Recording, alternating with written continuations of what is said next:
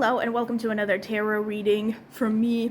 So today's topic is going to be on what makes people fall for you. I just realized that I have a black rock and the background is black and white. Anyway, this topic was requested by someone in one of my community posts. So I will mention again, if you have ideas for future topics, please share them either in the comment sections of any of my videos or in my community posts. I do take them into account, even though of course it might take a while for me to deliver, and yeah, but I do take them into account. So anyway, the topic is what makes people fall for you.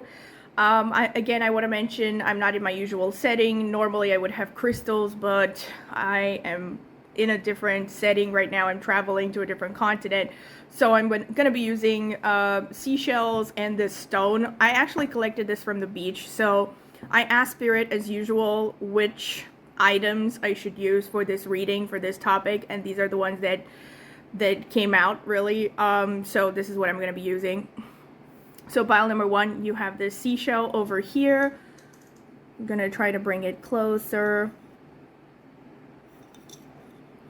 Pile number two, you have this seashell over here, or like part of a seashell. Pile number three, you have this stone, this black stone. It's not a crystal. I just picked it up because I thought it looked cool. All right, so yeah, you have this stone, pile number three. So these are your options if you would like to choose with just these items. If you want to also choose with a tarot card, then an oracle card, then stick around because I'm also going to be doing a selection of a card as well. So yes, but these are your options if you want to choose with just items. You can pause the video if you need more time to decide. You can meditate upon the question with your eyes closed. I recommend that you take some deep breaths. Try to exhale longer than you inhale. That will help center you and calm you down. And then you can also address it to a higher power, like spirit, God, or a deity that you follow. And open your eyes and choose the first pile that stands out to you intuitively without overthinking it. And if you feel drawn to more than one pile, of course you are free to watch several or even all of them and just take whichever messages resonate. Before I sign off, I will remind you to please subscribe to my channel if you haven't done so already. It is the easiest way to support me and it is free. And you can also consider supporting me further if you would like to by joining the membership section, where you can pay a small monthly fee in exchange for some perks, which are detailed once you click on the join button under any of my videos. And also, if you're interested in a private tarot reading, you can check out the video description for more information on how to get that. And I've also left reviews to tarot readings, private tarot readings that I have done, if you're curious to see them. All right, I will see you at your pile. All right, so Spirit, tell me about pile number one. What makes people fall in love with them? Spirit, tell me about pile number two. What makes people fall in love with them? The people who chose this seashell. Tell me, Spirit, what makes people fall in love with them? Okay. Pile number three, the people who chose this stone. What makes people fall in love with them? Okay. All right. So these are your options. Once again, if you would like to choose with a card as well as a an item, seashell or stone, these are your options. You can pause the video if you need more time to decide. Hold on, I'm trying to arrange them a little bit. Okay. So again, these are your options for those of you who would like to choose with a card as well as an item. You can pause the video if you need more time to decide. And again, you can take some deep breaths, exhale longer than you inhale. That's my recommendation. Meditate upon the question, maybe address it to a higher power, and then open your eyes once you are relaxed and choose the first pile that stands out to you intuitively without overthinking it. If you feel drawn to more than one, you are free to watch several or even all of them and just take whichever messages resonate. I will see you at your reading. So, welcome pile number 1. This is your reading if you have chosen this card with the perfect key, number 29, and or this seashell over here. So, this is going to be the card selection phase. I'm going to add timestamps if you want to skip through it because I will be taking my time. Tell me, Spirit, what makes people fall in love? I don't know why I keep stumbling over my words. Spirit, what makes people fall in love with pile number 1? Okay. Yes, okay. What makes people fall in love with pile number 1? Tell me, Spirit.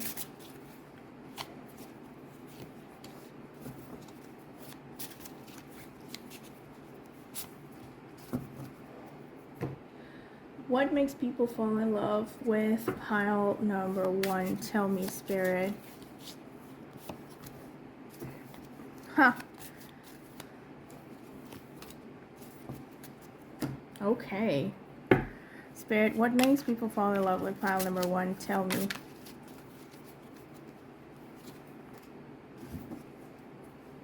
Okay, so I have to get more visual space here.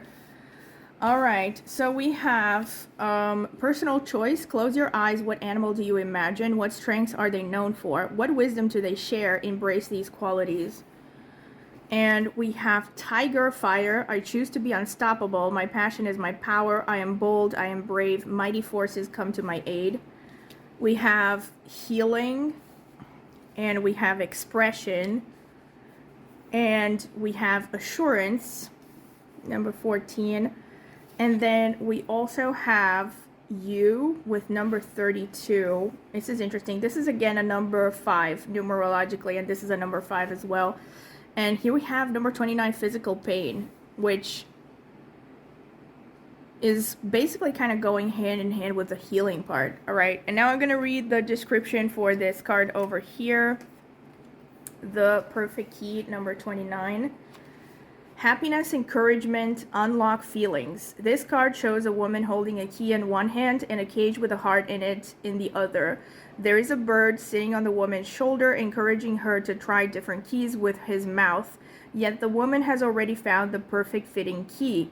She can open the cage and open her heart. Sometimes life is only a search for the right key.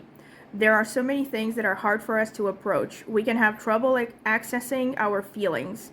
Thanks to friends and family, there are people who can help us find the lost keys to our personal happiness. Wow, so I'm getting like some strong healer energy here already because of this message, and also the healing and the physical pain part. If you come from astrology, Vedic astrology background, or from my astrology channel, you might also have placements in Satabhishak Nakshatra or Chitra or Vishaka because we have the tiger animal here. We also have you here, which makes me think that you are someone who makes people feel safe, and like you are a very caring, considerate person. You know, and I feel this is also hand in hand with this card over here with assurance. Like you make people feel safe. I think people feel safe with you. They feel like you are a good protector and provider. And since we also have expression, this also shows that you're someone who's quite creative. And I think you're not shy when it comes to expressing your true nature, maybe. Or it's just like, it's not necessarily that you are all flamboyant, but even if you're not particularly extroverted, you just have this energy of you know who you are and you're not going to take crap or something. Like people just respect you. I feel like this is the energy that is coming through, but I'm gonna see the rest of the cards, see what I get. Spirit, what can you tell me for pile number 1? The people who chose the pink seashell. What makes people fall in love with them? All right, I'm gonna put them here. Actually, I'm gonna put this one here. Yeah. Spirit, what makes people fall in love with pile number 1? What makes people fall in love with pile number 1? Tell me, Spirit, what makes people fall in love with pile number 1?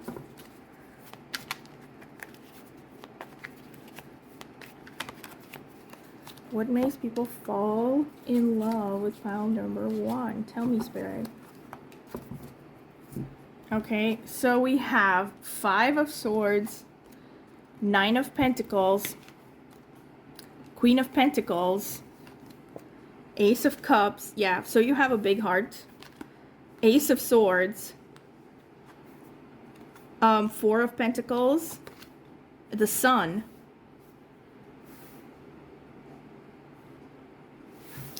Spirit.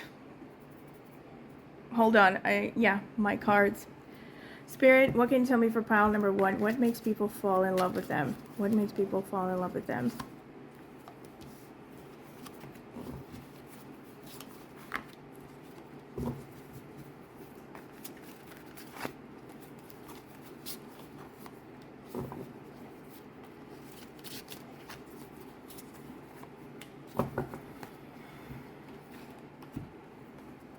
We have Knight of Cups, 9 of Wands, 4 of Wands, the Emperor, King of Wands. Yeah, definitely strong fire. Page of Swords, and King of Cups. Wow, so you have like a lot of majestic energy. Not surprising because we did have the Tiger.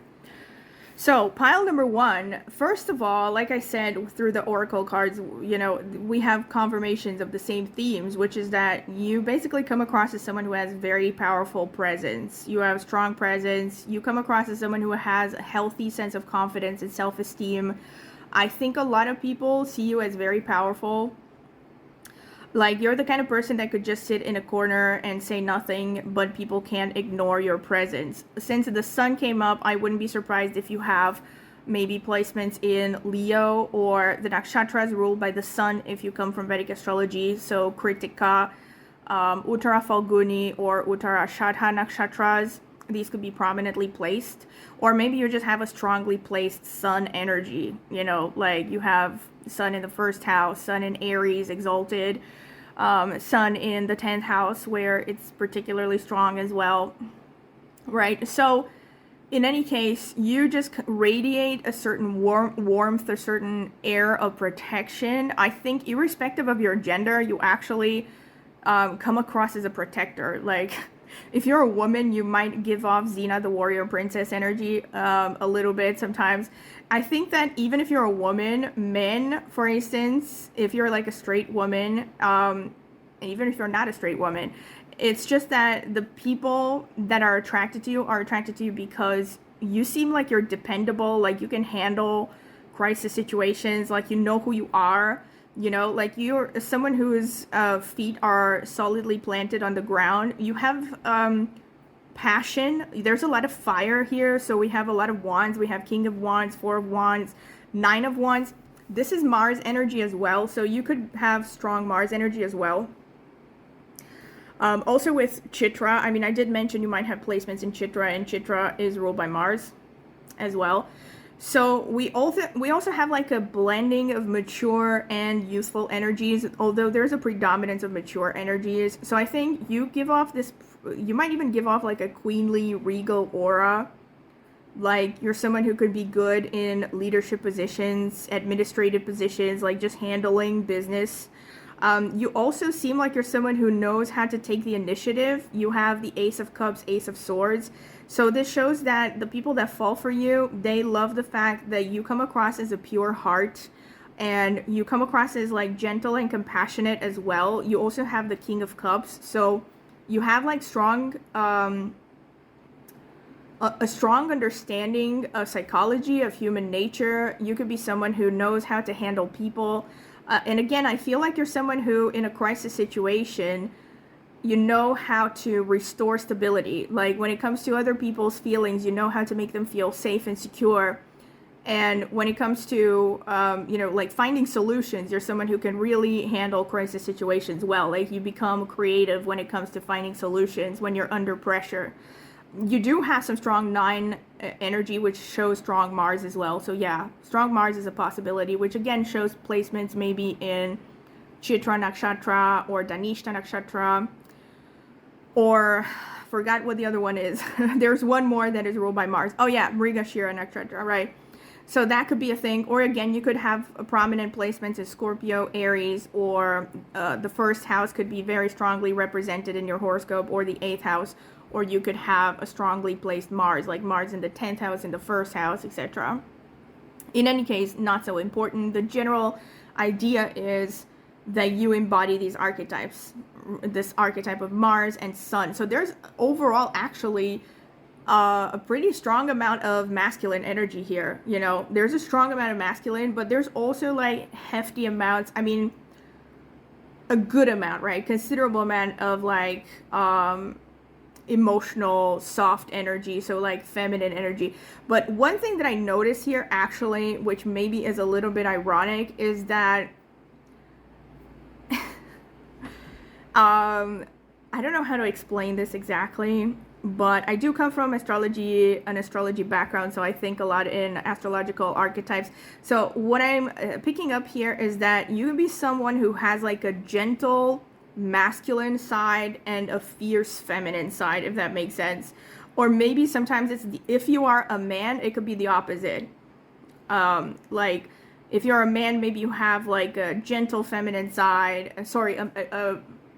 No, actually, even if you're a man, it could be the same thing, right? Because basically this could be like, for instance, maybe you have Moon and Venus in masculine signs in your horoscope, and then maybe you have the masculine planets and feminine sides, which just shows like an interesting, you know, intertwining of masculine and feminine energy. So overall, this might even sometimes make you seem a bit androgynous sometimes. Like maybe you are even the kind of person that people sometimes suspect of being gay, even if you're not gay, you know, or bisexual or something. That could be a thing, because I am picking like pretty strong energies from both masculine and feminine. Also because you have a predominance of, you know, fire, but also water. You do have some decent amounts of also some earth and air, but the predominance here are fire and water, which are basically the most masculine and most feminine energies. Another thing is, like, I think people see you as someone who would make a good parent. They see you as someone who uses a stern exterior to cover for, you know, to cover a soft side, a gentle heart. You also look like you're someone who's like the queen of your castle or the king of your castle. Like you're someone who, like, if you were to marry someone, you would be the one who like rules the household somehow. Like you have this aura about you, not necessarily in the sense that you're very aggressive. It's just that I think people pick up on the fact that you're not someone who's easily dominated, and you tend to kind of want to do your own thing, you know? This part with the 5 of Swords and the Knight of Cups underneath is the one that I find a little bit dark, maybe. I mean, not dark, maybe that's not the best word. But you are someone who I think that comes across as someone who's been through a lot of painful situations. And I feel like people look at you like someone who is like an undefeatable spirit, in the sense that no matter how much crap you go through, you manage to come clean on the other side. And it's like you never lose your faith. You have this infinite abundance of faith in either a higher power or in yourself. It makes me think of like that part, if you've watched Game of Thrones, where Daenerys Targaryen says, you know what kept me alive all those years in exile? Faith in myself, not in any gods or whatever. There was this like speech that she gave, which is all about having faith in yourself. For some reason that came up. So it could be like the kind of energy that you have, like Daenerys Targaryen or something. You're someone who's really tough. I think that it's like you have this nice blend of like being able to still be open and maybe even vulnerable sometimes, but at the same time you just have this air of strength, you know, of like you can just handle any crisis situation. I think with the 9 of Pentacles and the 9 of Wands, you come across as someone who is very fierce when it comes to fighting for what you want, especially on a material plane. I think maybe it's like people think that you are quite well off, really, because you do have the 9 of Pentacles and the Queen of Pentacles and the 4 of Wands underneath. So I think people see you as either someone who has money or someone who is good at making money, you know. And they also see you as someone who is really assertive when it comes to going after what you want, like, you know, keeping your eyes on the prize, and being able to generate a good amount of income, basically. We have the Ace of Swords and the King of Wands. Yeah, I really think that a lot of people, I mean, see how this resonates, but I think people see you as very independent-minded. And this might even, for some of you, mean that you have a problem with authority. Like, you come across as someone who, I mean, here's the thing. This is the topic of why people fall in love with you. So, this is something that is perceived as a positive thing about you. Like, I think people, whether they say it or not, they might respect you for not taking crap, even if sometimes you may butt heads with authoritative figures. And I think people see you as someone who just marches to the beat of their own drum. You know, like, you're not someone who is easily influenced by others. You're someone who pursues your vision, your ideas. You know, you might even be someone who has like entrepreneurial energy, you know, or like you're a self-starter somehow.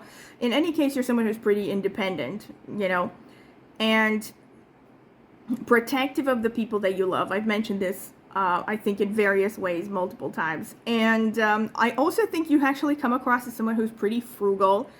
And like, I think people don't see you as someone who is very flashy, very gaudy, like someone who wastes a lot of money on superficial things. So even though you might come across as someone who has, let's say, a good financial situation or someone who cares about money, they also see that for you, it's not about the flashiness. It's more about having security, basically. They also see you as someone who's pretty good at managing money, actually.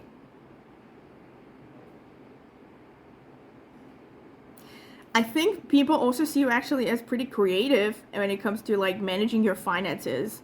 See how this resonates. Obviously, this would depend on how well people know you, all right? But yeah, overall, you just have big leader vibes, you know, like leader vibes. You're also someone whose light and warmth basically transpires to the people around you. Like, people just feel better when you're around. You have that sun energy, which is like 5th house, heart chakra. You know, like I said, very passionate person. I wouldn't be surprised if you have, you know, strong fire sign placements, like especially Leo, but could also be Sagittarius or Aries. And yeah, you do have a lot of emotional intelligence as well. So you're like someone that people listen to, like, and you're someone who influences people without even realizing it. I think you might have stronger influence than you're aware of. Like, people listen to you. They follow you just because, you know, just because of your powerful presence and your energy and your confidence.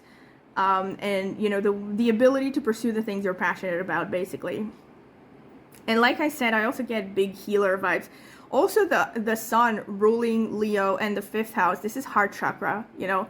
So, I mean, see how this resonates? Like I said, for some of you, you might actually be in a medical field, but even if you're not, what I was going to say actually was that sun in Vedic astrology is actually connected to the medical field as well. So, like, having a prominently placed sun makes a person naturally good at healing professions. And it's necessary, especially in a medical field, to be able to set a proper diagnosis of something, because the sun illuminates everything. You know, if you think of the sun, the light, you know, it enters every corner of something. So it has this energy. The symbolism of the sun is to reveal things, you know.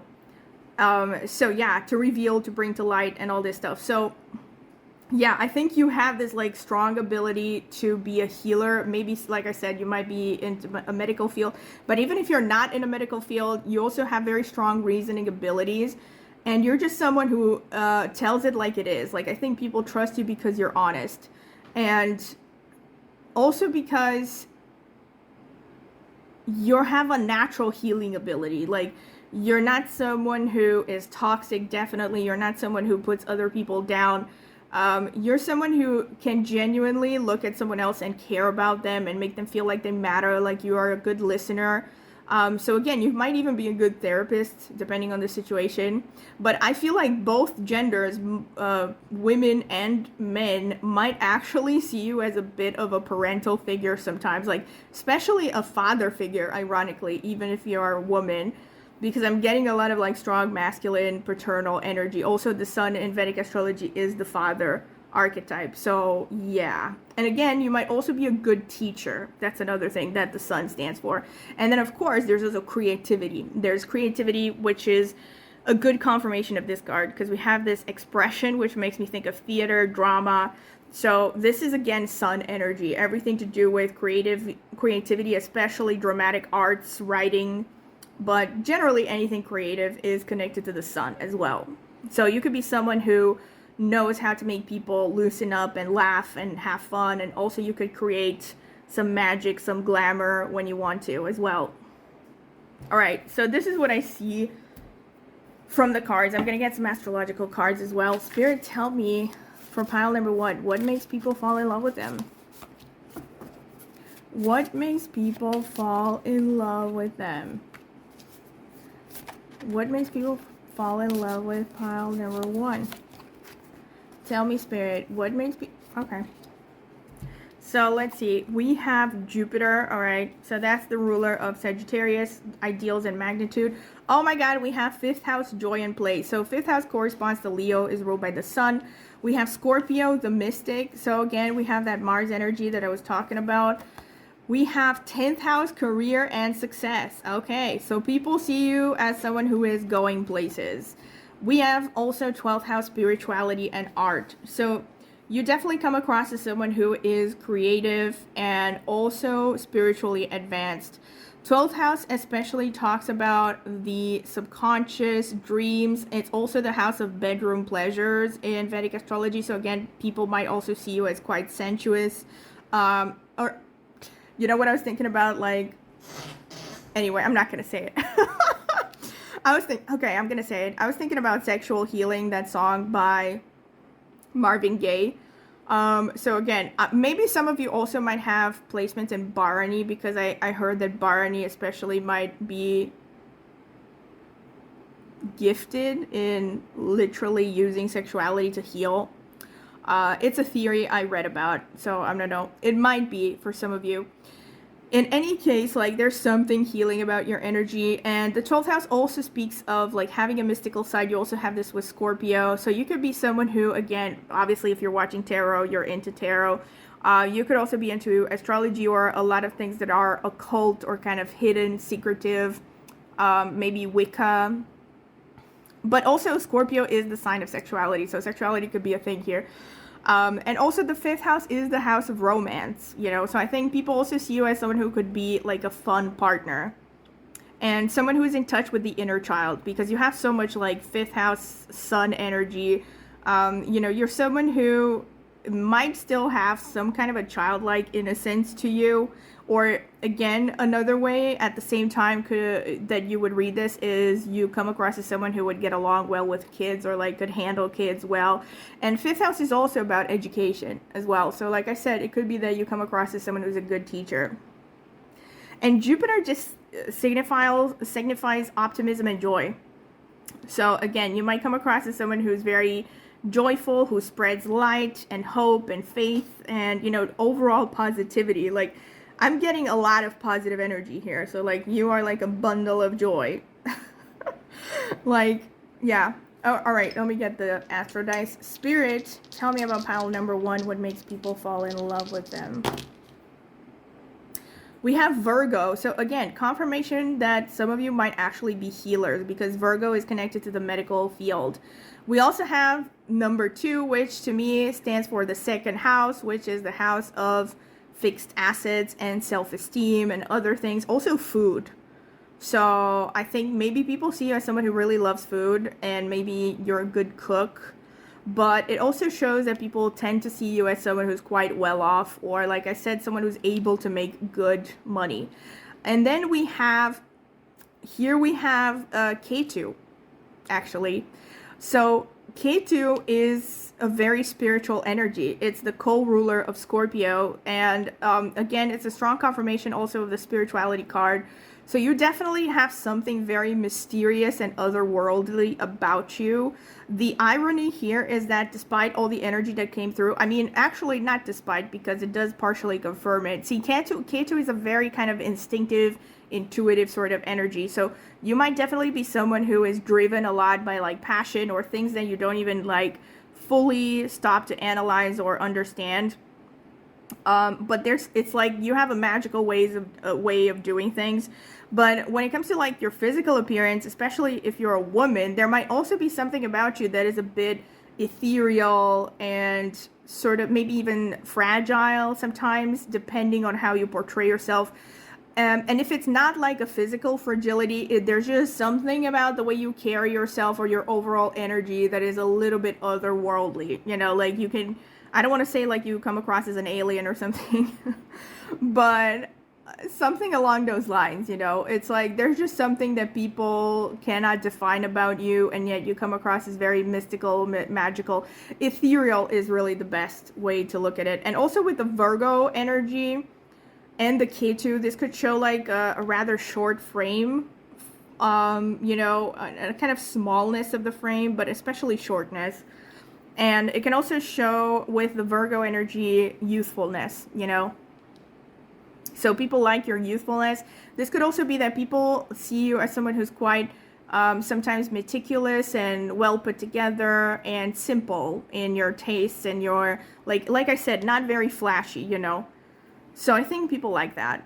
All right, let's get some charms. Spirit, what makes people fall in love with pile number 1? What makes, whoa, okay, so these fell out. We have birds. Okay. We have a purse here. Okay, so this to me is kind of a confirmation of what I said, that people think you're well off, really.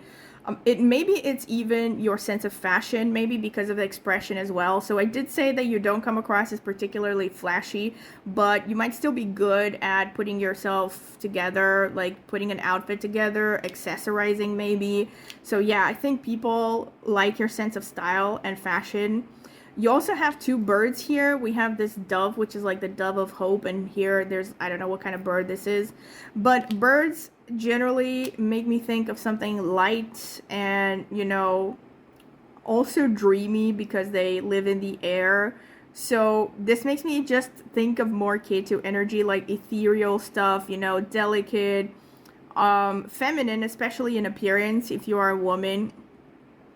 And it could also be that you're someone who's light on your feet. Like people see you as someone who is who likes maybe to travel, who likes to be on the go, on the move, etc.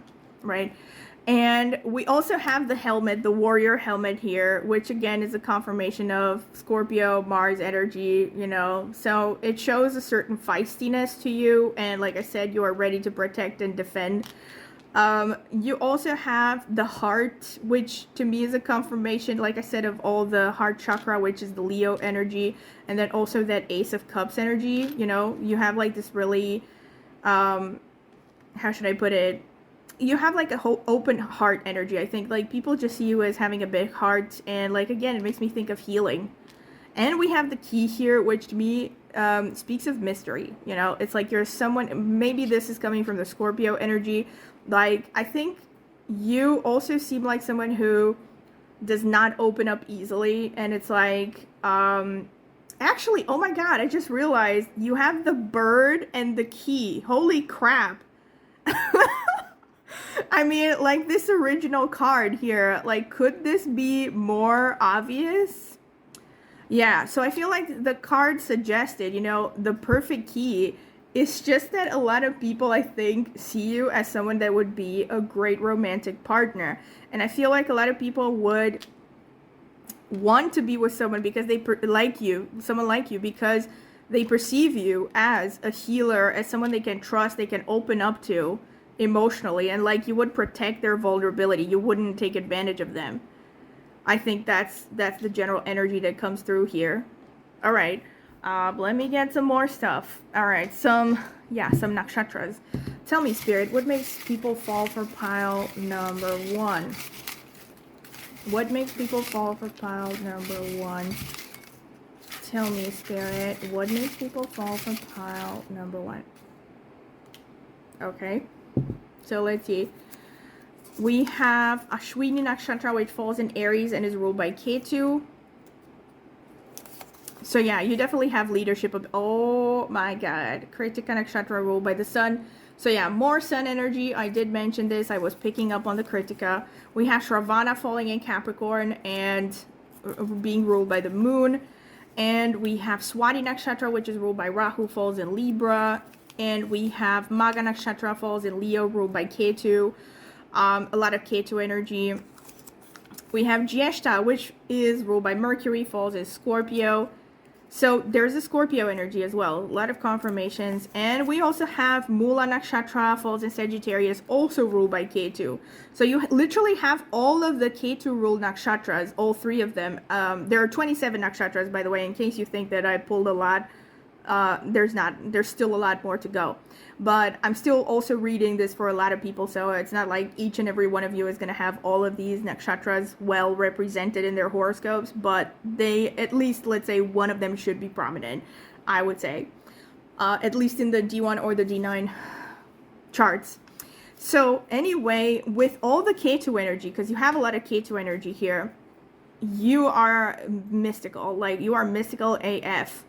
I think people see you as someone who's very intuitive. I'm surprised that I didn't get the High Priestess, but we did get the King of Cups. So yeah, like I said, with the Scorpio and all this Ketu energy, like, you're someone that people see as very, very good at reading others, having this very strong psychological insights. Even if you're someone who doesn't work as a psychologist, you know, you just have this instinctive, intuitive understanding of human nature. You can read people very well, and it's maybe also why I think people trust you. It's like, even though a lot of people trust you, a lot of people also find you intimidating. You're definitely the kind of person that narcissists would hate, you know, because also with the Kritika as well, like I said, you tell it like it is. Kritika is a very blunt energy, might even be sometimes a bit too critical, like the name suggests. Jyeshta as well is kind of blunt. So there is this energy of, like, you tell it like it is, but then you're also, like, you have a gentle side, as shown by Shravana as well. You know, Shravana is a good listener, and it is kind of like even a bit of a motherly energy, especially because it's ruled by the moon. So in any case, you have this energy of having, like, almost otherworldly knowledge, and people like that about you. They fall for you. Like, there's something just, you know, ethereal, otherworldly, you know, like, it's something that people just cannot put their finger on. Like, you have to have something, like a spell over them, you know, with your mystical ways. And people admire your strength, definitely, with Kritika and Jyeshta. And Jyeshta is also the sign of the nakshatra of the self-made person. So I think a lot of people really admire your independence. I think you're someone who doesn't afraid to go about, you know, doing things on your own, and maybe you have even achieved something significant through your own efforts, and a lot of people admire you for that, you know. And with Mula again, and Mula and Magha, actually both of them, this is gonna sound really weird, but a lot of people could admire your genetics, because both Mula and Magha is connected to ancestral lineages and genetics. And again, maybe some of you are involved in genetics or something as a profession, but I think people look at you and they think you have good genes, you know, like, you look like you have nice, not just good genes. Here's the thing that really came to my mind. I think people look at you sometimes and they think that you come from a noble lineage, you know, like you might come from, like, royalty or something, or you look like you're someone who's quite refined, you know. And also with Magha, you're someone who easily attracts attention. Also with Kritika, like I said, you're definitely, this is, you know, the Kritika is a confirmation of what I said with the sun energy, that you're the kind of person that people just can't help but notice. Like, even if you sit in a corner and you're dressed in sweatpants and wearing no makeup and you're saying nothing, people somehow, everyone is going to know that you were in the room that day. Because this is the energy of Kritika, you know, it's the energy of the sun, which brings all eyes to you. And it also brings a strong presence and a strong charisma, you know. And with Swati and Magha, there's also a great deal of popularity and I think a certain amount of fame about you. And again, if you have social media following, it could be that people see you as really popular. And yeah, popular, likable, someone who can also be very charismatic when you want to. This is really specific, but it's like, and also Jyeshta is kind of known for being a bit mystical as well. I mean, it does also fall in Scorpio. And like, it's like Jyeshta could be the type that gets into spells and wearing amulets and protective stuff and, you know, like learns about the tips and tricks of protection and all that stuff. And so, yeah, and they also see you as really logical and a good listener, like I said. And very specifically, like I said, some of you might be into horses. Like maybe you like horse riding or something. If that sounds like you, it's something that people admire about you. And they admire your independence, definitely. Like your ability to just dance to dance to your own tune, basically. Like, or dance to the beat of your own drum, as they say. Alright, so this is pretty much what I have for you, pile number 1. I hope that you have enjoyed it. And if you have, don't forget to like, subscribe, click on the notifications bell to see when I will post a new video. And also, if you would like to see, I mean, not just see a new video, but like see videos on topics that you suggest, please comment in the comment section. Not just with feedback, but suggestions for future videos that you would like me to do. Also, if you would like to support my channel further, consider clicking the join button under any of my videos. You can become a member in exchange for some perks, which are described there if you click on the join button. And also, if you're interested in getting a private tarot reading, you can find more information about that in the video description. You will also find reviews that I have gotten for private tarot readings there if you're curious to see them. And last but not least, I have a astrology channel and I will be linking it in the video description as well as in the pinned comment. So if you're curious about astrology, go ahead and check it out. Maybe subscribe. I would greatly appreciate it. Thank you very much for listening and I hope to see you at my next tarot reading. Bye! Welcome, pile number 2. This is your reading if you are chosen this shiny little seashell and or this card over here. This is going to be the card selection phase. I'm gonna add timestamps. You can skip through it if you don't want to sit through it because I will be taking my time. Tell me, Spirit, wait, what should I start with? Spirit, tell me about pile number 2, the people who chose the Elixir of Life Oracle card. What makes people fall in love with them? What makes people fall in love with pile number 2? Tell me, Spirit, what makes people fall in love with pile number 2? What makes people fall in love with pile number 2? Tell me, Spirit. Spirit, what makes people fall in love with pile number 2? Alright. Spirit, what makes people fall in love with pile number 2? Tell me, Spirit, what makes people fall in love with pile number 2?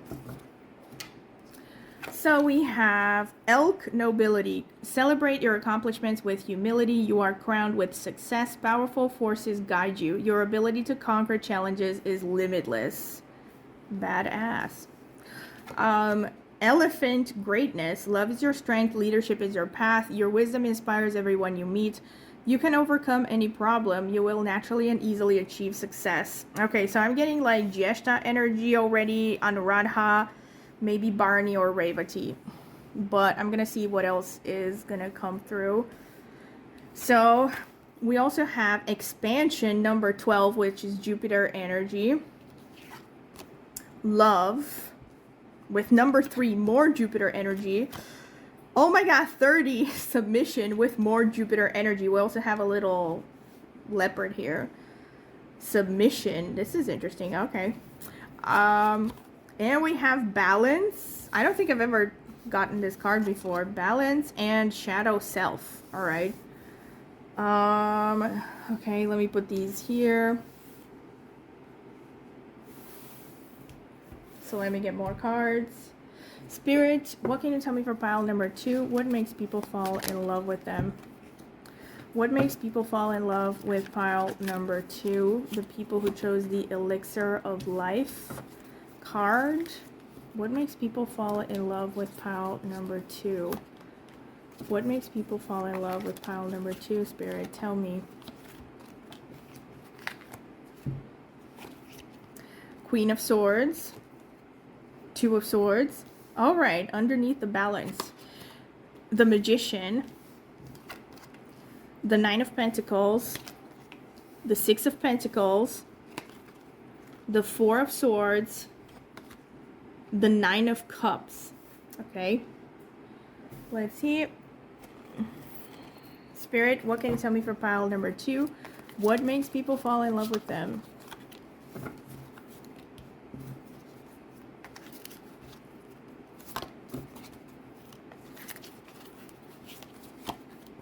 What makes people fall in love with pile number 2? No, this one doesn't feel right.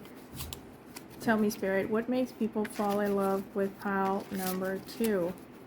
Actually, this one. Oh no, I took them backwards. Okay. Page of Wands. I mean upside down. The Sun. 8 of Wands. Page of Swords. The Chariot. 5 of Swords. 9 of Cups. A 9 of Cups underneath the 9 of Cups. Okay. Pile number 2. I'm going to start by saying if you felt drawn to pile number 1 at all, you might want to check it out because there are a few cards that came out for pile number 1 as well. But only if you felt drawn to it. Otherwise, you're going to get all the messages you need over here. Oh my god, I just realized I forgot to read again the description for this card. So, number 15, Elixir of Life. Let's see. What do we have here? Healing, consolidation, reinvigoration, truth. A woman is leaning towards a deep red rose. She faces the flower with her eyes closed, concentrating on the lush bloom. She is receiving the sweet scent of nature and the energy of life. The wind rustles her hair, whispering the truths of the universe into her ears. She can hear her own breath mingling with the wind. Sitting quietly in nature by a stream or in a garden can help still your wandering mind and heal a troubled heart. So, pile number 2. I think that this is basically your energy, the way that people perceive it. We also have the number 6 here, which is Venus energy, and we also have a lot of Jupiter energy for you. You have balance, which makes me think of Libra. So some of you could have like Libra placements. We also have love. So there's a lot of like Venus energy. We have flowers here on the love card again. So, I mean, you're like a peaceful meadow or oasis. Here with submission, I mean, I have to admit, especially if you're a woman, but maybe even if you're a man, see how this resonates. It could be that people see you as someone who has a submissive side, and that's what's like, you know, drawing them in. I don't want to say turning them on. Could be like a king thing, but I don't think so. It could be like, you know, this makes me think, I mean, it's really interesting because this image shows like a jaguar or a leopard acting like a kitty cat, you know, so I think people see you as someone who, like, even though you have a lot of strength or something, it's like you might also have kind of a gentle, playful side. And, you know, sometimes maybe they even dream about, you know, I don't want to say control you, but it's like people feel like you're a challenge, you know, and they would maybe like to feel like they're the ones who can influence you or, you know, be the one that you defer to sometimes, you know. And I feel like this is maybe especially true for women, but again, it could be also true for men. I think with elk nobility and elephant greatness, again, it's like you have a pretty strong presence, and I think you come across as someone who's quite accomplished, maybe even larger than life sometimes. But yeah, I'm definitely getting that you project a lot of strength here. You have the Queen of Swords, so I think you come across as someone who is pretty tough and rational. Like, you're not someone who is controlled by emotions, you know. Even if you are someone who has let's say, a tender side, and like people might see that. I think on the surface, you come across as someone who is impervious. Like you're not someone who, like, first of all, you're not someone who listens to others much, like you're someone who comes across as like eyes on the prize, like straight ahead, moving straight ahead, not really caring too much about other people's opinions. And it's like, even though you might try to cover that up with a veneer of, social graces and charms, because you definitely have the ability to charm, the way that I see it through this spread. People sense your power, and yeah, I mean, I don't want to say like, I don't want to bring this into like a negative interpretation, but I actually did a video about this on my astrology channel where I talked about the kind of women, that attract potentially abusive men. And I did mention there that it's usually the women that have a very strong aura. I mean, in my astrology channel video, I also linked it to configurations of the horoscope that basically tend to show this kind of thing, and also basically configurations in a natal chart that will project strength, even if the person in question doesn't particularly want to project strength. It's just that there are certain placements that make you have a very strong aura. So if you're a woman, this could be the case. But again, I don't want to like say that you're going to attract abusive men. I mean, you might, really. So it is worth considering, and being careful about it. It's just that it's like, this gives me a vibe of like, you're the powerful. This is also why I'm getting that card with submission. It's like, it makes me think of like, how some people want to keep tigers as pets just to feel powerful, kind of like sort of thing. Is like, it's like they want to be the one to break down the wild animal or something, and to be the only one that has control over some person that they see as very powerful or something. So, I mean, it doesn't necessarily have to be like turn into something really toxic. It could be just like a slight thing, that men notice about you. I think especially if you're a woman, you come across as a challenge, definitely. But even if you're a man, actually, and you're interested in women, you might be like, because let's be honest, a lot of women, look at men as prizes, so you could be like an eligible bachelor or something that a lot of women maybe fawn over, and so you might attract women that want to control you just because they want to be the ones to show off their, prize to other women or something.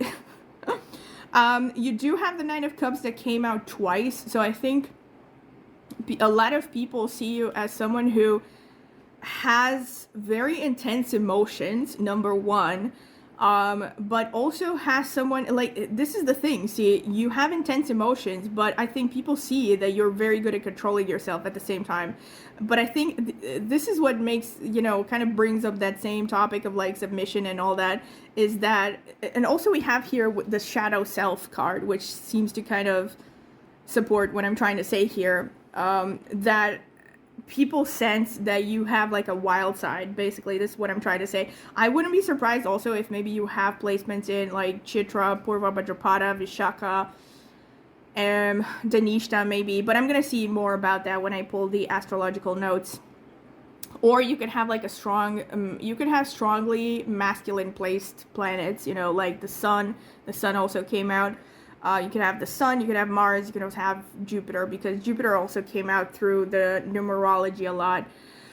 Yeah, so Nine of Cups also, I think people seem to see you as someone who is not needy, you know what I mean? Like, you're someone who's pretty self-sufficient, at least emotionally. Like, you're someone who knows how to fill your own cup, basically. It also can show with the Nine of Cups that a lot of people see you like a wish come true, basically. It's like, wishing on a star. They see you as like overflowing with qualities that they would like, especially romantically, We do have here like the Four of Swords and the Five of Swords. So I think people see you as someone who, this could be like a temporary thing maybe that you're going through right now. I think now when people see you, maybe it's like you come across as someone who has been through some stuff, and you are like keeping a low profile maybe, or like you don't have a lot going on in your life right now. I don't mean like you don't have anything positive going on, but as in maybe right now around the time when you're seeing this, there's not a lot of activity in your life, or like, yeah, it's like maybe you are maybe even retreating from society a little bit. And I think people see that as being the result of having gone through some heartache, maybe some setbacks, you know, that you have experienced. So either it's that, either it's a temporary thing, or it's just that they see you in general as someone who doesn't complain about their problems, number one.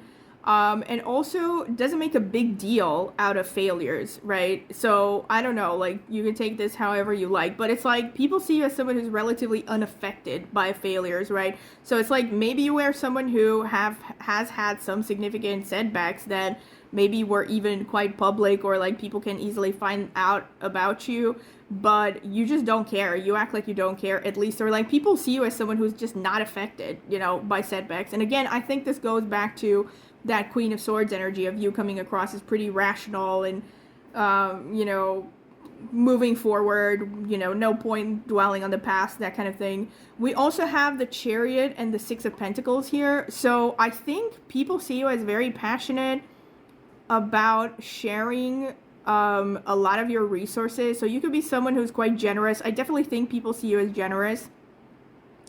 But I think they also see you as passionate when it comes to like sharing knowledge, for instance, when it comes to I would, by the way, as a parenthesis, I definitely see very strong Mars energy here as well. Like this could be Aries, Scorpio, prominent 8th house, 1st house, prominently placed Mars, maybe Mars in the 10th house in the 1st house, Sun in the 10th house in the 1st house.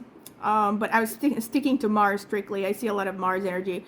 Or placements in the nakshatras ruled by Mars, like Chitra, Mrigashira. What's the other one? Dhanishta. Yeah, so I do see you, like, I think a lot of people see you as very courageous. Yeah, and I think they also see you as someone who likes to help others. Like, you jump to help others. Like, when someone is in a situation, in a bad situation, you're someone that can be relied on, and you know, you're quick to help others, especially the ones you care about, and you're quite protective as well. But I also think that you come across as someone who's very passionate about sharing knowledge on something, you know, because the Six of Pentacles is also a card that can be connected to teaching, you know. So again, see how this resonates. Maybe some of you are teachers, maybe you're just someone who, I don't want to say is opinionated, but that could definitely be a thing, especially with the Mars energy.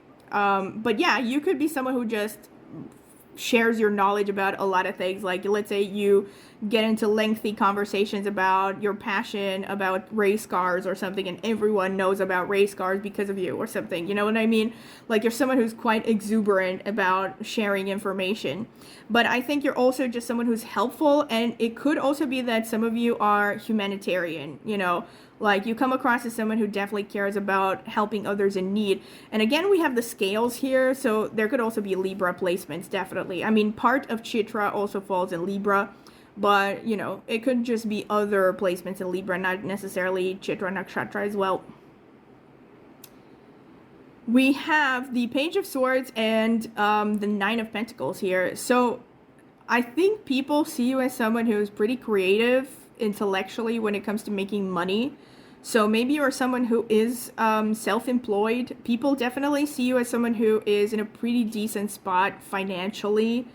So either it's like you're self-employed, or people just admire your creativity when it comes to how you make money, how you handle your business, finances, and career and everything. But there is an energy of self-sufficiency here. I think you also come across as someone who is not exactly lacking in the financial department, you know, like you're pretty comfortable, and someone who enjoys the finer things in life as well. You know how to enjoy things. We also have the Eight of Wands and the Magician. So, wow. This is a sign that I think people look at you and they think this person just gets whatever they want. You know, like, again, you may feel like this is not sounding like you at all, but this is what people see when they look at you, right?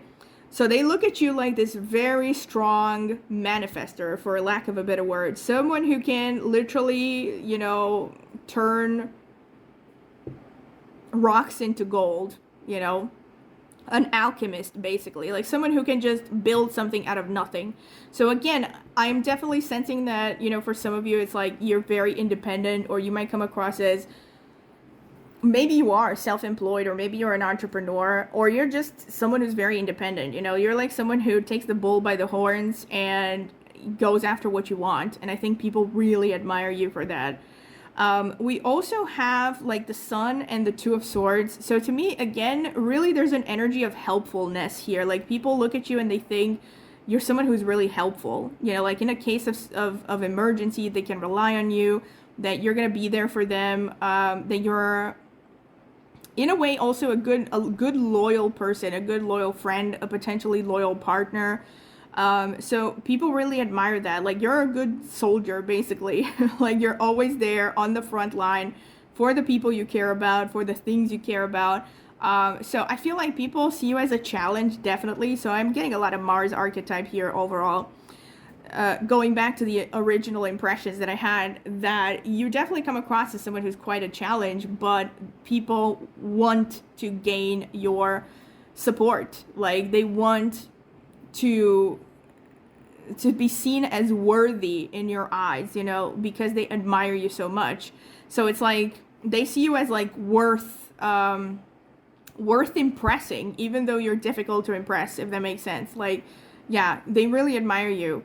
You just come across as honestly, overall, there's definitely a lot of self-sufficiency here. Like, so you come across as really pretty self-sufficient. So I think people, because they see you as someone who doesn't need others, largely, you come across as someone that everyone, you know, would want to have on their side, because they know that if you like them, it's not because you need them, it's because you genuinely like them.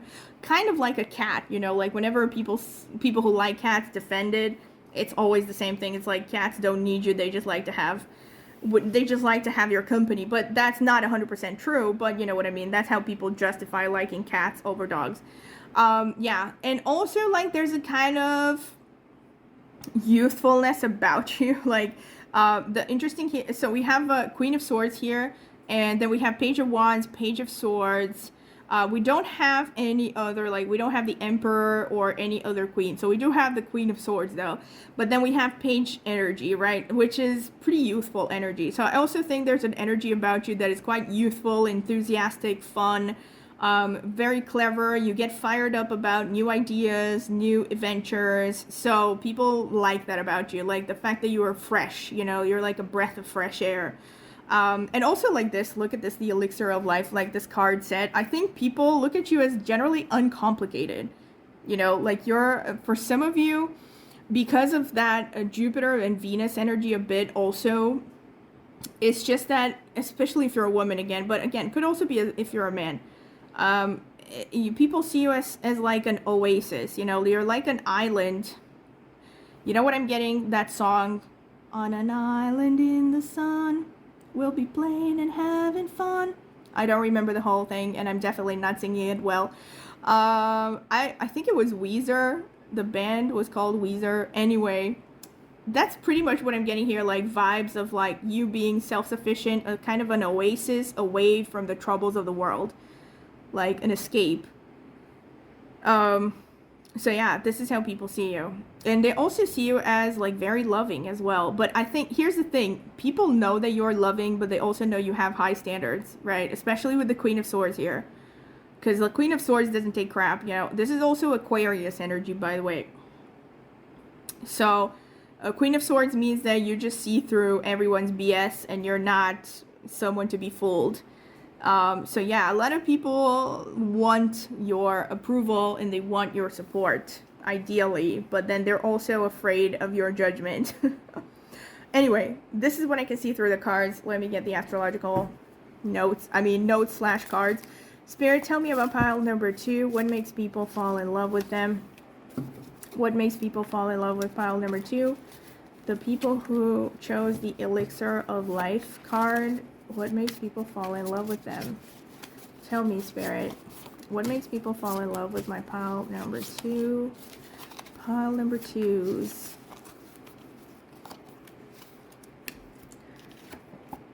Chiron, alright. Wounded healer energy. This is Satabishak Nakshatra, which also falls in Aquarius. Oh my god. Oh, the confirmations. The strong confirmations. I'm going to push these. Wait, I'm going to try to modify this a bit.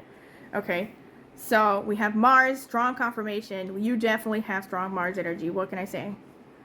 Mars, 4th house, home and family. Alright, so you come across as protective and caring towards the people you love. We have Gemini, so we have that youthfulness that I was talking about, the communicative. And we have, ding, ding, ding, wild femininity. What did I say, ladies? Especially the ladies, alright? I'm not neglecting the men that might be watching this, but ladies, you gotta admit, I would be surprised if I mean, not I would be surprised, but I would very much appreciate it if you could comment in the comment section and tell me if you've ever had instances where you felt like men try to control you, put you down, or you've had conflicts with men, especially men in authority figures, because the Lilith energy confirms what I was talking about. You have this energy of like the wild, untamed woman. And it's like everything that I said previously is still true, right? You have this like determination, strong energy, intensity, emotional intensity as well. You also have a gentle side and everything, so I think people pick up on that. But you still have that kind of like, you know, temptress, dark, feminine. You also have this shadow self here. I mean, hello, shadow self. So Lilith was in mythology supposed to be the first wife of Adam, and basically refused to sleep with him because he was a fuckboy. That's in the Bible, I'm kidding. And instead chose to run off with a demon, the head of demons, and the legend goes that they produced mermaids or something like that, that were also demons. Anyway, it's this really weird and like Jewish, it's this weird thing in Jewish mythology. And yeah, Lilith was supposed to basically be the good wife of Adam, but refused to take shit. Like, and instead did what any self-respecting woman would do nowadays, which is move to the sea and find a bad boy. I'm kidding. Without the bad boy part, hopefully. Anyway, you might have this kind of, you know, wild, untamed energy that makes people, especially, potentially, you know, problematic men be attracted to you. So you do have to be careful about that, but it's not like all the men that are going to be attracted to you are going to be evil. You're also going to just have this really strong independence, wildness about you that makes people very fascinated with you. All right. And you also come across as very smart, a good communicator, maybe a good writer as well. So see how this resonates. And you also, like, you actually have a homebody side as well. Like, I think you come across as pretty, maybe close to your family, or you come across as someone who would make a nice, maybe even a nice wife and housewife or something after you get tamed, you know? I mean, this is interesting, a very interesting reading. I'm very curious to hear the feedbacks. All right. So yeah, and the wounded healer, which means that, again, you have a healing side, and it's coming through all the bad experiences that you have gone through that have made you wiser and stronger. Let me get the dice. Spirit, tell me, what makes people fall in love with pile number 2? Tell me, Spirit, what makes people fall in love with pile number 2? Okay, so this one fell on Mercury, and we have Cancer, and we have number 5. Okay, so 5 can also be 5th house, can also be sun energy, heart chakra energy, so it can be passion, fire, doing what you love, maybe having a playful side as well that goes hand in hand with Gemini. You could be someone who's fun, has a good sense of humor, very creative as well. You might, like I said, you can also have like a childlike innocence to you, and very romantic. I think you look like a fun romantic partner. And good communicator, very intelligent. You probably like to learn. You might be a lifelong learner. And you also like to share knowledge. Again, this is a confirmation of what I said here with the Six of Pentacles. And the Cancer energy, all right. So I definitely feel like, you know, men, especially if you're a woman, like men look at you like you're, you know, you're like an ideal housewife covered in a tough exterior. And I think they imagine that if they just peel off, you know, the sharp edges, like the I don't know, the thorny skin on top or something, that they're gonna get like a prize wife or something. So like I said, be careful, ladies, you know, because like some men want to control you. Spirit, tell me about pile number 2. What makes pile number 2, I mean, what makes people fall in love with pile number 2? What makes people fall in love with pile number 2? What makes people fall in love with pile number 2? What makes people fall in love with pile number 2?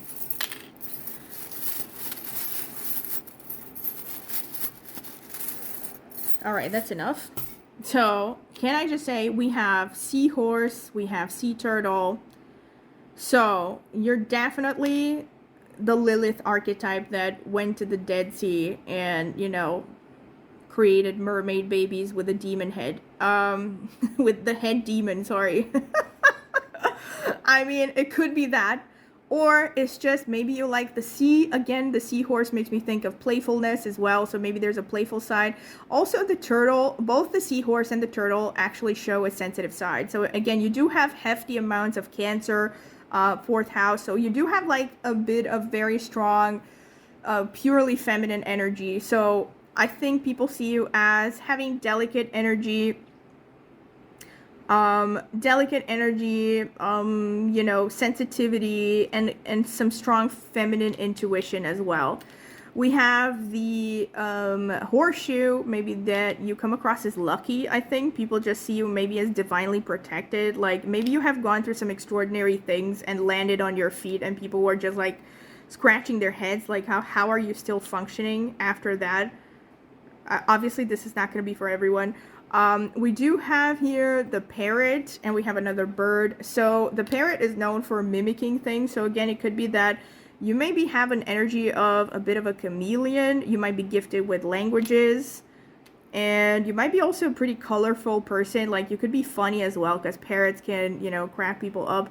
This is a character that is just something in Chinese that I have no idea what it means, but it does make me think of gardens again. It makes me think of like Japanese gardens, Asian gardens, koi fish maybe.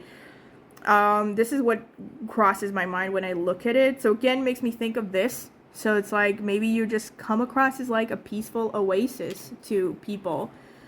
And oh, we have the heart and the infinity symbol. Yeah, so you definitely come across as someone who's like a loyal, potential long-term partner, you know. So not someone to be messed with. And speaking of not to be messed with, here we have a sword. So yeah, more Mars energy here. And we have a bone. So the bone here makes me think of a dog, and also makes me think of loyalty. But it could also be like, again, Saturn energy, because Saturn rules bones, which just makes me think of stability and seriousness. So again, you're not wishy-washy. Like people see you as someone that is very loyal, and you know, you're someone who's there for the hard times as much as the good times. Okay, so let's get some nakshatra. Spirit, tell me about pile number 2. What makes people fall in love with them?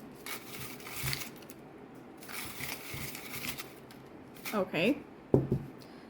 So we have Dhanishta Nakshatra, which is ruled by Mars. Strong confirmation.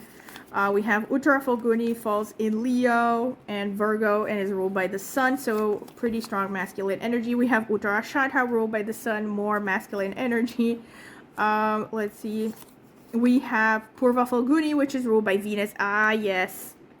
There we have it, the seductiveness. Yes, Purva Falguni is known to be quite sexy and be traditionally feminine. We have Jyeshta, which is ruled by Mercury, falls in Scorpio. There's that intensity and independence.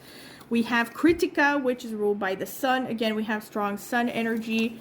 we have Purva Ashadha, which is ruled by Venus. So you have like a strong, also some Venus Sun energy, although Purva Ashadha is also a nakshatra that is known for being pretty conflictual and liking to debate. And it's also connected to the sea, funny enough, like the plot thickens here. So you might be someone who loves the sea or something, like maybe I see how this resonates. Maybe you like fish, you like water or something. People like this about you. If you're someone who's like into fish tanks or something, or you're a marine biologist or something, or like maybe they just like you at the sea. Maybe you're someone who posts a lot of images of the sea or something, like me, for instance. So yeah, this could be something that people find attractive about you somehow. Or maybe you, I don't know, you like to spend time at the sea. Maybe you're into sea conservation. Maybe you just love to swim. Maybe you're a good swimmer. That's what people love about you. They also see that here we have it, the no nonsense attitude. So you come across as someone who's pretty tough, intelligent, has a fighting spirit. It's like you're generally a good person, but if someone crosses you, you know, what's the word? Woe something. I don't know what it's called, but it's like woe to, you know, whoever crosses you, basically. And then we have, yeah, Purva Falguni is known to be really sexy. I have actually talked about Purva Falguni more in depth in a video that I did on my astrology channel on Venus's nakshatras. And I mentioned how this nakshatra actually oftentimes leads to objectification, as far as I've seen. Marilyn Monroe had Purva Falguni moon in the Navamsha chart, which is the D9 divisional chart. I don't know if she had any I don't think she had any placements in her natal chart, but anyway, I won't get into too much astrology right now. A lot of women, also Madonna has ascendant and moon in Purva Falguni. So sometimes like women who have Purva Falguni can be really objectified, and sometimes they also just, you know, play along with it. Like they really make the most of their sensuality. Rosalia, the Spanish singer, I'm pretty sure also has moon in Purva Falguni. So Purva Falguni is also an nakshatra that is connected to sensuality. It's also connected to the archetype of the courtesan. You know, so fun, sugar spice, everything nice, and leisure activities and arts. But yeah, it's also a very talented energy. So you might have a very beautiful voice, actually, with Purva Falguni and the Purva Shadha energy. Maybe you're a good singer, some of you. So this could attract. Your body is also attractive with Janishta. I think you definitely have a well above average sex appeal that people pick up on and they find very attractive. And that's definitely something that stands out, that makes people fall for you. And you also have like a strong will, you know, with the Uttara Shadha and Uttara Falguni. Very strong will. And again, there could be a touch of a spiritual teacher here. Very independent, and you also are self-made.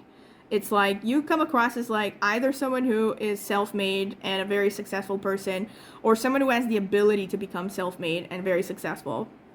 All right, so this is pretty much what I have for you, pile number 2. I hope that you have enjoyed it, and if you have, don't forget to like, subscribe, click on the notifications bell if you want to see when I post a new video.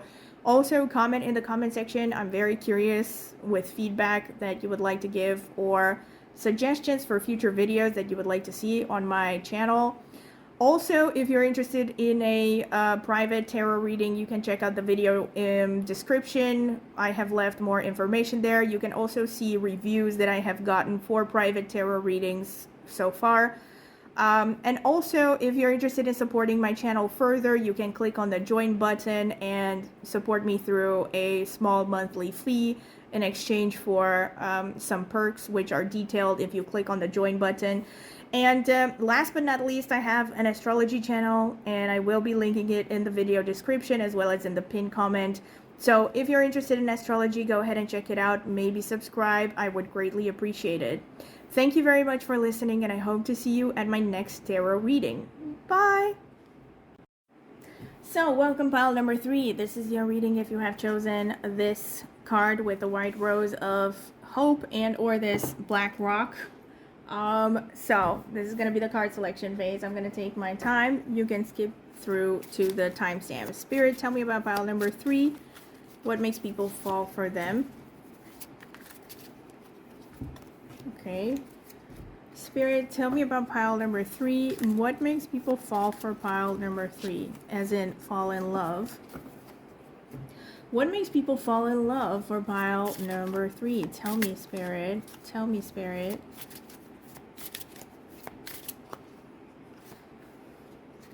Spirit, what makes people fall in love with pile number 3? The people who chose the White Rose of Hope. Yeah, this one. So we have Squirrel, always prepared. You are the expert of hard work and hard play. Your cheerful and fun disposition is a blessing to everyone. Don't let life's distractions take you off course. Make a plan for the future and life will give you all you need. Swan Grace, you who glides across the waters of my soul, bring me your wisdom and light. Help me transform into elegance and grace. Inspire me with dignity and the spirit of beauty.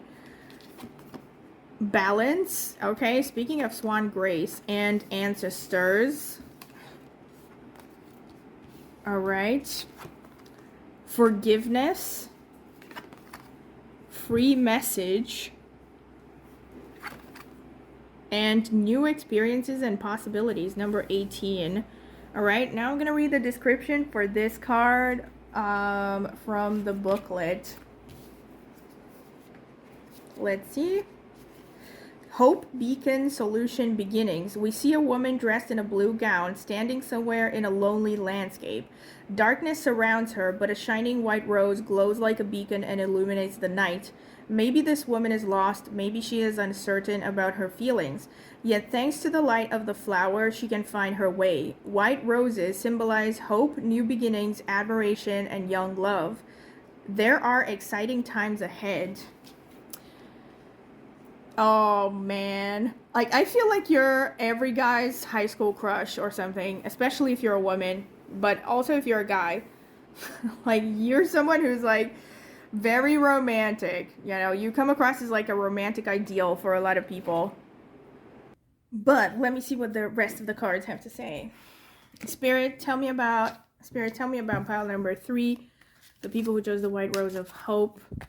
What makes people fall in love with them? What makes people fall in love with them? Tell me, Spirit.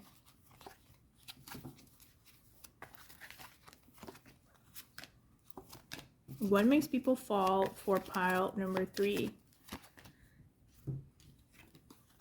The King of Wands, the Tower, the Four of Cups, the Knight of Cups. Oh, yeah. The Two of Cups, the Three of Wands, the High Priestess. Yes, yes. It's all falling into place. Let's see. Pile number 3. Tell me, Spirit, what makes people fall in love with my pile number 3s? Tell me, Spirit, what makes people fall in love with my pile number 3s? Tell me, Spirit, what makes people fall in love with my pile number 3s? What makes people fall in love with my pile number 3s? We have the Hanged Man, 5 of Wands, 8 of Wands, 7 of Cups, Page of Swords, Queen of Wands, 6 of Pentacles. All right. So, pile number 3. Like I said, I feel like you are everyone's romantic crush. There's just something purely romantic about you. I wouldn't be surprised if many of you have contacts between Venus and Mars, like the Venus-Mars conjunction or an aspect between Venus and Mars in your natal horoscope. Or you could have Venus in the first house, Moon in the first house, Moon conjunct Venus, an aspect between Moon and Venus, you know, possible combinations. You could also have like placements in Libra, Taurus, or maybe you're really heavy in the 7th house, you know, like a lot of people project their romantic fantasies on you. So what makes people fall in love with you? You actually give me, I mean, overall, this spread gives me a vibe of the tortured artist. You know, like the trope of the tortured soul artist, you know. I'm getting like vampire, like, I mean, some people are gonna be like, what are you on? What the hell are you talking about? Anyway, I'm literally, this is the energy that I'm picking up, like something like a gothic romance novel. You know, this is the energy I'm getting here. Whoops, sorry about the camera being wonky, I just realized. But yeah, there's like something like a gothic romance going on here. You know, it makes me think of like Penny Dreadful, the TV series, like maybe what's her name? God, what is her name? The actress. I forgot what her name is, but if you Google Penny Dreadful, the actress, Eva Green, that's her name, all right? So the way that she looked in Penny Dreadful, you know, like this aura of like gothic something, like semi-depressed, but like not so depressed that it's not attractive sort of energy. So like some of you might actually be goths, I don't know, like, or you like gothic aesthetic. Or even if you don't have that, maybe there's just something in your aura that you just, like I said, you have this kind of aura of the suffering artist or like the suffering poet. Another thing that comes to my head is the song La Bohème by Charles Aznavour. So again, you might want to Google that, Google the lyrics, translations. Like, it's basically, again, it's kind of like about, you know, young, starving artists that are in love, but they're poor. So this is kind of like, you know, people just see you as super romantic, but I think you also come across as like, again, I'm getting something in French, like pour les connaisseurs, which is basically like for people of fine society. I think especially if you're a woman, a lot of men may look at you and think that you're way out of their league, you know, because we do have the swan here. We have the swan, we have this ballerina with balance, and we have ancestors. So this makes me think of like, I think people look at you and they might think you're coming from like aristocracy, or you look like you could come from aristocracy, some of you. Like there's just something refined about you. Like you don't just settle for anything.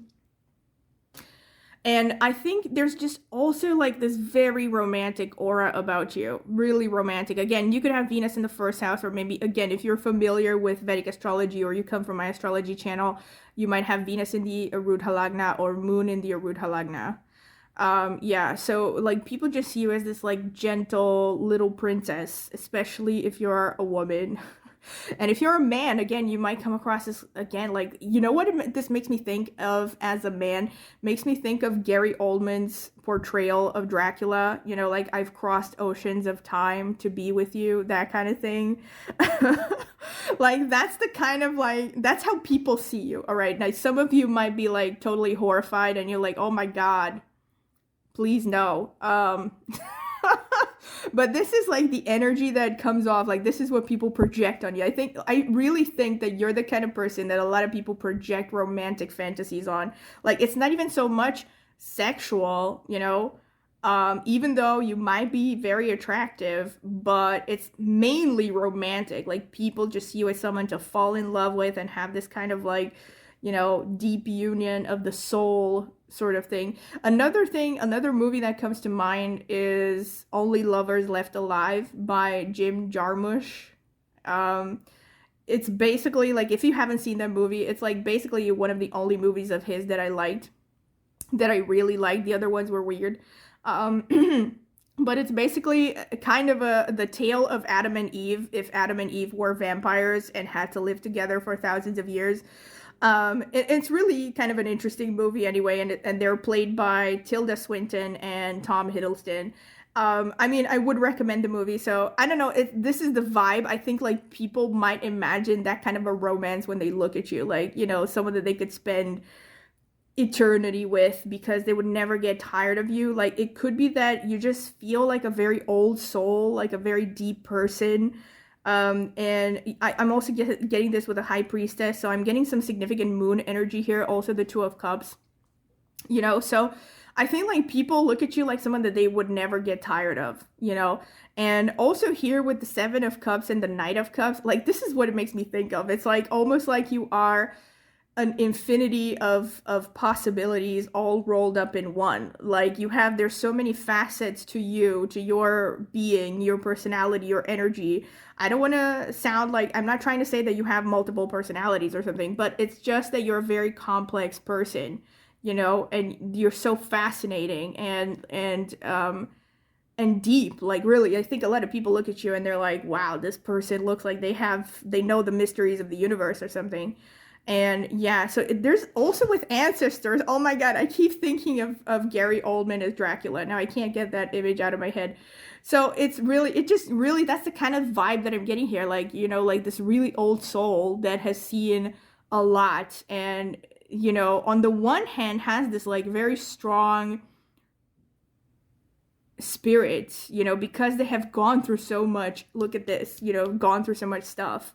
But on the other hand, they're so like, maybe because, how people after they go through so much crap is like they realize that everything is kind of an external thing, and so they become actually more spiritual and potentially even more romantic, like how people who get older, they're like,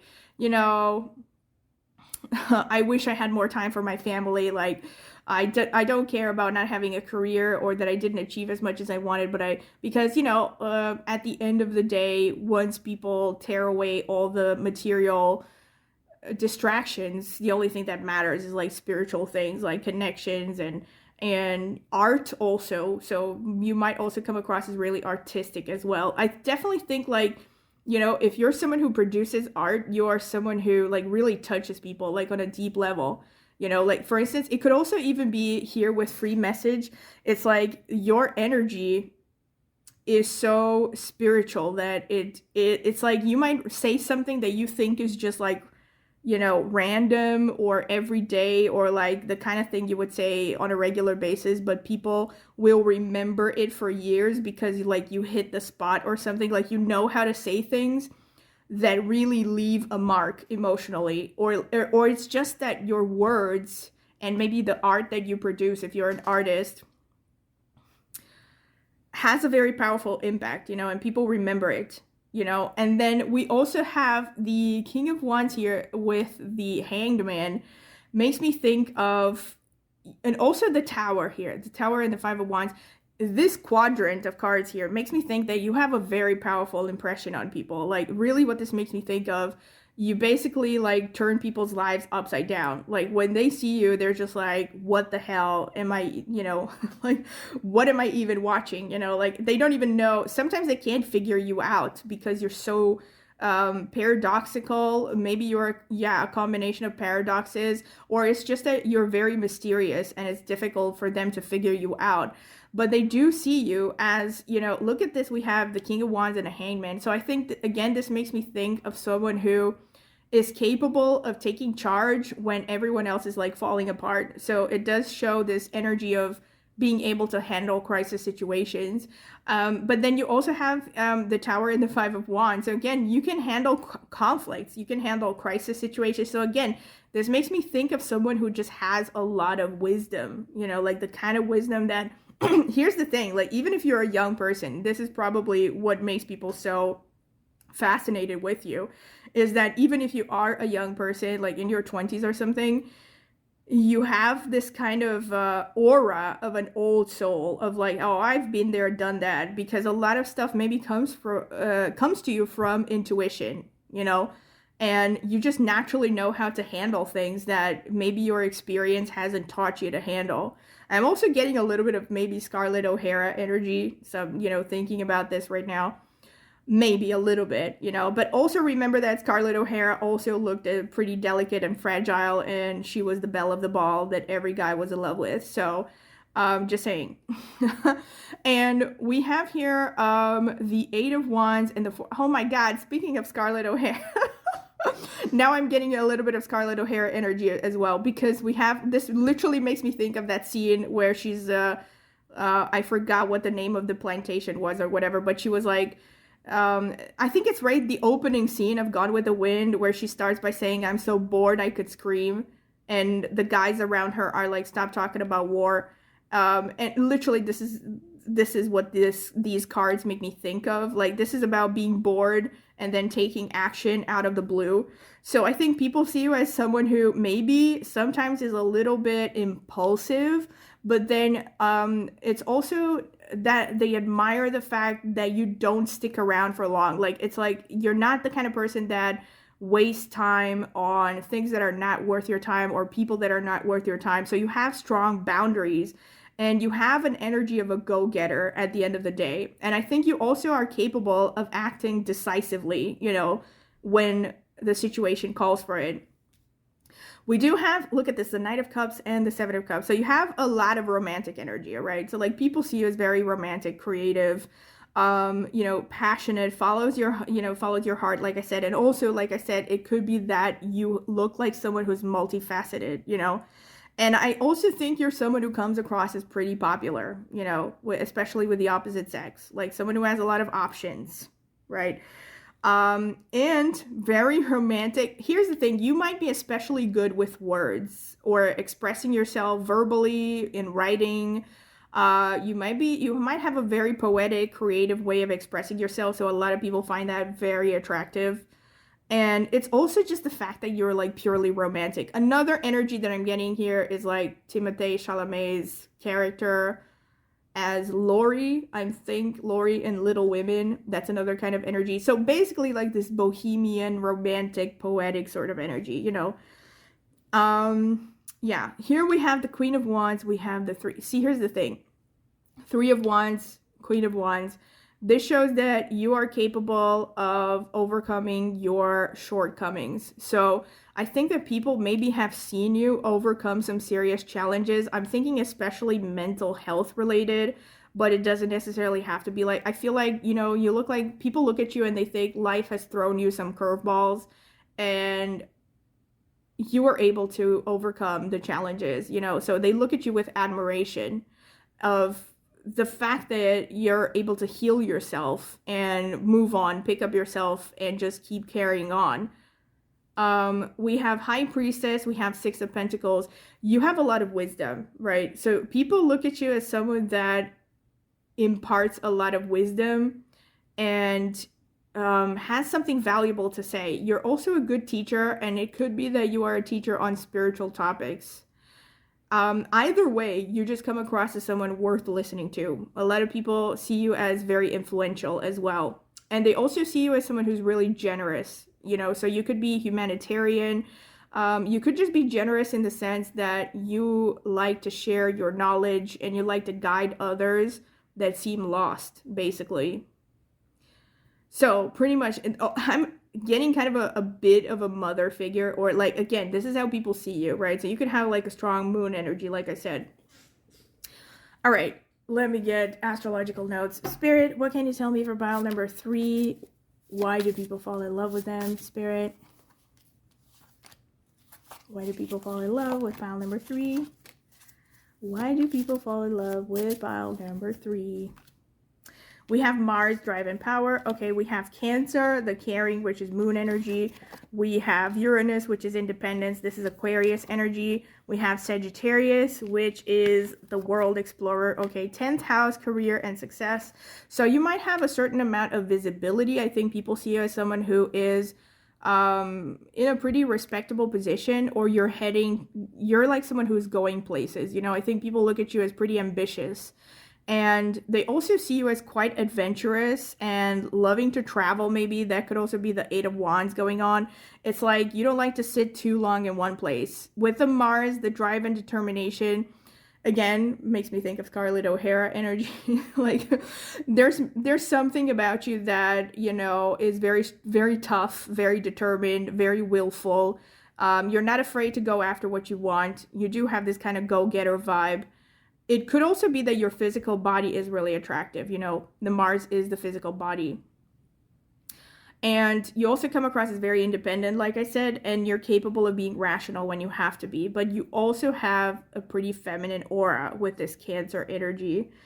So let me get the dice. Spirit, tell me, why do people fall for... All right, we have Gemini, we have number 11, which is Aquarius energy, and we have Neptune, which is the ruler of Pisces in tropical astrology. So a lot of not surprising at all. Pisces is literally the most romantic sign of the zodiac. It's where Venus is exalted. Venus, the planet of love. So, yes, confirmation of the fact that you come across as very romantic. So a lot of people, and also there's a bit of a mermaid energy here. So it's like, you know, kind of like a siren. You just attract people, and people project their romantic dreams on you.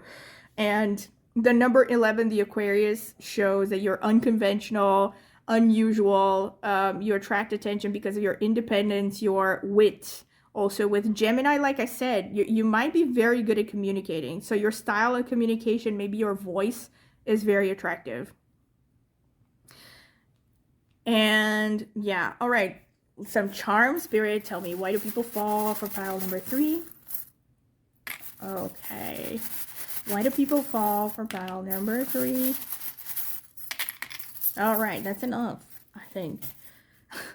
So we have the wagon here. This is interesting, like the wagon. In this context, I think that it shows the fact that you're someone to rely on. This is what it makes me think of. Like, you're someone who can carry someone else in case of emergency. You're so strong. Again, makes me think of Scarlett O'Hara. Also here with the purse, and the purse, let me see, yeah. The purse makes me think of people might like your sense of style, your sense of fashion, or you might be, it could also be like a sign that people see you as pretty well off, maybe. But I think it's more about how you present yourself, really. And more like, again, with the 10th house, this is about your professional aura. So people like how you're being professional and serious sometimes in your attire. You also have an aura of wisdom about you with the owl. We have a seashell here, which is more sea Pisces energy. And it also makes me think of Aphrodite being born out of a seashell. So yeah, you could come across as very feminine, very romantic, especially if you're a woman. And we have the tree. This sign, the way that it shows up here with the tree, it makes me think of the tree of knowledge or the tree of life. Again, it makes me think of mystical, magical stuff. So this goes hand in hand with what I said. Like, you have this very mystical energy. We have the wing here, so it makes me think of the Pegasus horse.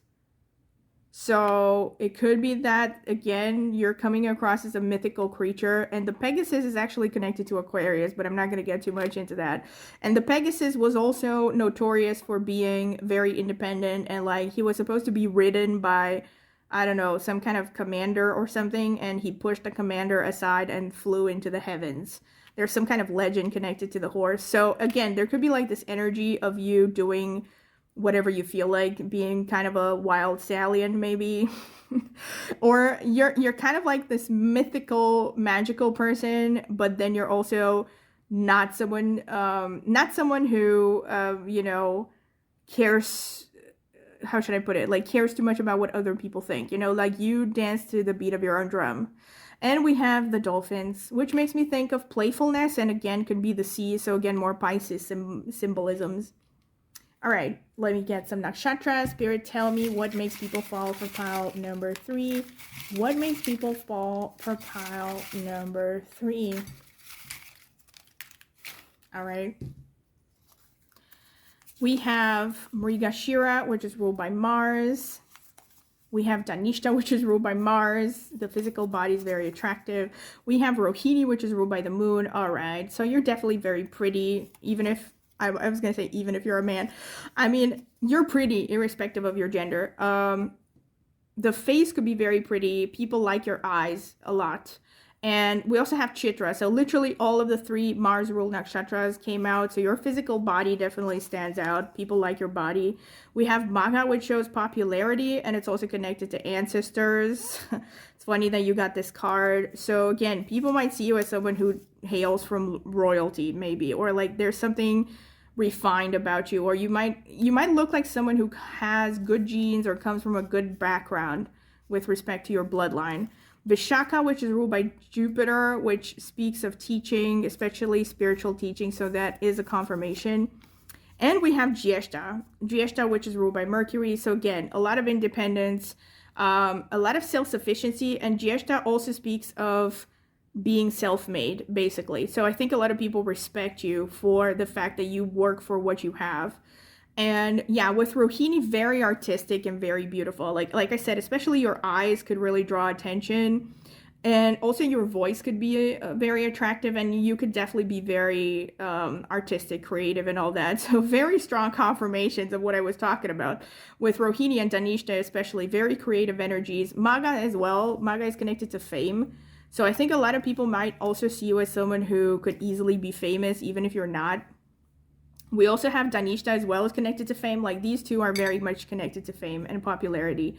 And Vishaka is also you might also come across as quite fierce and competitive, I think. But it's like you also have a lot of wisdom. See, Vishaka is also about spiritual wisdom, sharing knowledge, priesthood even. So it does make me think of that high priestess energy here. And with Chitra, again, it's like your body really stands out. Have I mentioned that? I think I mentioned it like 10 times. Yeah, your body might be really standing out, or you might come across as someone who is quite healthy, athletic even. With Chitra, it's also that there might be something colorful about you, or you might be really good at photography or something. Maybe you're passionate about photography or movie making or something, or maybe you're very much into social media. So that's something that makes people drawn to you. We have Mrigashira as well, which is very kind of an innocent energy. It could also show that you love nature, and it could also show that animals are drawn to you, or you could be good with animals. So that might be something that people like about you. Mrigashira also shows very good intellectual abilities, having very sharp instincts and a lot of wisdom, very good, hunches and stuff. Like their hunches can be very on point. And it also shows like a very sharp mind, capable of logical thinking, that likes to investigate a lot as well. So that could also be something that people admire about you. Like you could have a very sharp perception. And Dhanishta, yeah, there's a feistiness about you. And again, the physical body could very much be attractive, as well as the face. But Dhanishta is very much connected to kind of a, Kama Sutra, like basically like sacred sexuality or something. It's like, and also a lot of women that were known for their beauty and their sex appeal had strong Dhanishta energy, or have strong Dhanishta energy. Like Marilyn Monroe had moon in Dhanishta, Sophia Loren had moon in Dhanishta, Gigi Hadid has moon in Dhanishta. Can't think of any others right now, but there are quite a few of them, that were known for like their bodies and their sensuality, and also for their talents and their creative abilities as well. So it's also an energy that is connected to dance and drums and stuff like that. So see how that resonates. Maybe you're also, like I said, artistic. There are multiple confirmations of that throughout this reading. All right, so this is pretty much what I have for you, pile number 3. I hope that you have enjoyed it. I have to fix this. I hope that you have enjoyed it. Don't forget to like if you have, subscribe to my channel, click on the notifications bell if you want to see when I post a new video. Also, please comment in the comment section with any feedback you would like to give, or ideas for future videos that you would like me to cover. If you would like to support my channel further, please consider clicking the join button, and you can support me with a small monthly fee in exchange for some perks, which are also detailed when you click on the join button.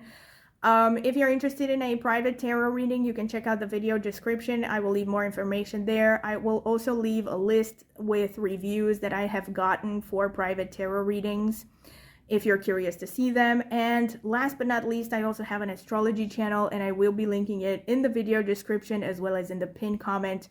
So if you're curious about astrology, go ahead and check it out. Maybe subscribe. I would greatly appreciate it. Thank you very much for listening, and I hope to see you at my next tarot reading. Bye!